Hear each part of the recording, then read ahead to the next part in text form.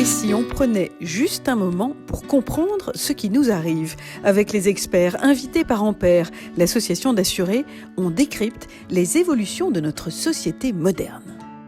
Nouvel épisode de Juste un moment proposé par Ampère pour évoquer la notion d'épargne. Dans un contexte évidemment fort bousculé, on va s'entretenir avec vous, Philippe Crevel, bonjour.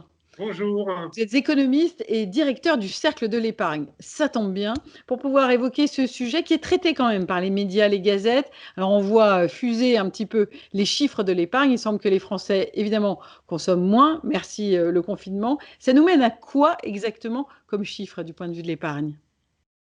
Les Français, depuis le mois de mars, ont épargné en plus par rapport à ce qu'ils épargnent traditionnellement, entre 50 et 60 milliards d'euros. C'est une somme conséquente. Et puis, avec le nouveau confinement qui est en cours, cette épargne, une épargne contrainte, subie, va s'accroître dans les prochaines semaines. En plus, on va dire qu'au-delà de son caractère subi et contrainte, il y a beaucoup d'épargne de précaution, car les Français ont peur du chômage, ont peur de la baisse des revenus, et donc ils mettent de l'argent de côté. Donc il y a un gros volume, une grosse cassette, pour faire allusion à Louis de Funès, d'épargne aujourd'hui en France. Alors, il est l'heure, monseigneur, de se demander, elle est constituée comment cette grosse cassette, comme vous le dites joliment? Est-ce qu'on est vraiment là dans le proche du bas de laine ou du Napoléon que ma grand-mère mettait sous un matelas? Elle serait partie comment cette épargne? On le sait bien sûr. Les Français ont privilégié la sécurité et la liquidité.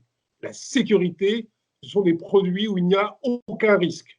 Donc, ce sont le livret A, les livrets de développement durable. Les Français y ont mis plus de 25 milliards d'euros depuis le mois de mars. C'est également le livret jeune, le livret d'épargne populaire. Et puis, c'est surtout les dépôts à vue, où là, on a une parfaite liquidité. Je mets l'argent aujourd'hui, je veux le retirer 2 heures plus tard, je peux le faire. Et là, les Français y ont placé 50 milliards d'euros depuis le mois de mars. Ça continue mois après mois à monter. Préférence à la liquidité et à la sécurité. Est-ce que ce sont des sommes et des chiffres qui donnent un peu le tournis même aux professionnels? Est-ce que c'est quelque chose dans vos métiers auquel on s'attendait, mais pas dans des proportions aussi importantes? Et surtout, vous avez prononcé le mot, ils veulent du sans risque. Mais quels seraient les risques éventuels à ne pas se ressaisir un peu et réagir et réinvestir? À période historique, épargne historique. Ouais. Par rapport à une crise, on est sur des rapports de 1 à 3, voire de 1 à 5. Mais c'est logique, on n'a jamais connu de confinement, on n'a jamais connu une situation de blocage économique aussi forte qu'à l'heure actuelle. Au niveau du risque pris, au niveau de son épargne, je dirais que c'est surtout une question de rendement. Laisser son épargne sur les dépôts à vue, ça ne rapporte rien.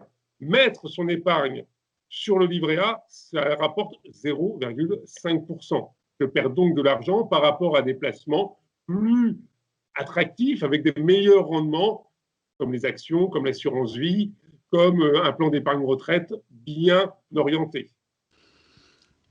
En termes de solutions, comment est-ce qu'il faut du coup que je raisonne? J'entends dans ce que vous dites qu'il serait peut-être temps là maintenant qu'on a quelques mois de confinement derrière nous, de commencer vraiment à agir.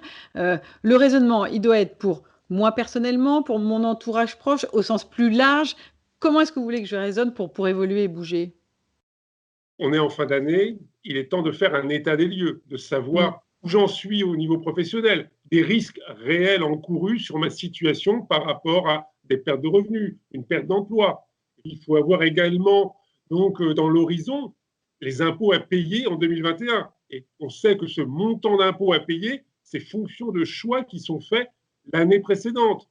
Donc c'est évidemment le bon moment pour réfléchir à la réallocation d'une partie de l'épargne que l'on a constituée depuis le mois de mars en se disant je peux investir tant de pourcents sur le long terme avec évidemment l'idée d'améliorer le rendement pour soi et puis également pour ses proches et préparer également des projets, que ce soit un projet d'investissement, de création d'entreprise, de changer sa voiture ou de préparer sa retraite, voire pour faire des cadeaux à ses enfants et à ses petits-enfants plus tard. C'est ça. Mais pour vous, pour terminer, quels sont les freins ou quel serait le déclic nécessaire pour qu'on puisse vraiment, vraiment bouger en ce domaine? On se trouve en fin d'année, il est important de réfléchir à l'allocation de son épargne pour évidemment avoir du rendement, pour évidemment se projeter dans l'avenir. Il ne faut pas jouer à la tortue. Il faut au contraire être un petit peu stratège, acteur, agir et réagir avec son épargne. D'autant plus que aujourd'hui, si on cherche du rendement, il faut mieux aller vers les actions, il faut mieux aller vers des fonds d'investissement qui vont financer les PME ou dans des fonds qui vont faciliter la transition énergétique, car on sait que c'est là l'avenir. Donc les fonds ISR, investissement socialement responsable, ainsi on aide à la fois son pays, les entreprises, et on s'aide soi-même. Et ce qui est, je dois avouer, le plus important, c'est de pouvoir concilier ces différents intérêts et ces différents objectifs.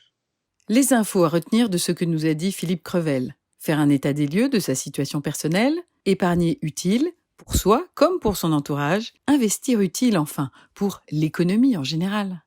Merci pour cet éclairage. S'aider soi-même, aider les entreprises et pourquoi pas, allons-y, aider la planète.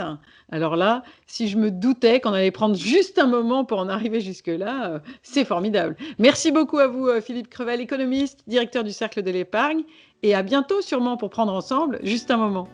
À bientôt.